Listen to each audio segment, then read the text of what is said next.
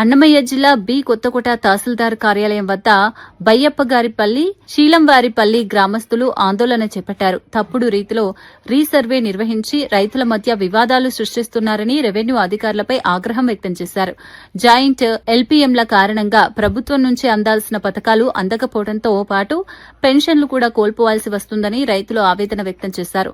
నోటీసులు ఇవ్వకుండా ఆగమేఘాలపై రీసర్వే చేసి సమస్యలను పెంచారని అన్నారు.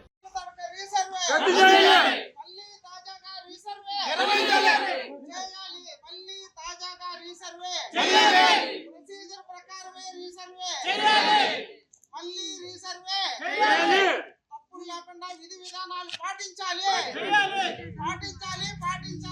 విధి విధానాలు పాటించాలి.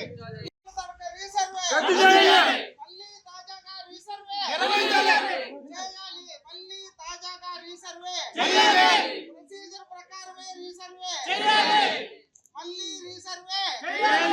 తప్పుడు లేకుండా విధి విధానాలు పాటించాలి.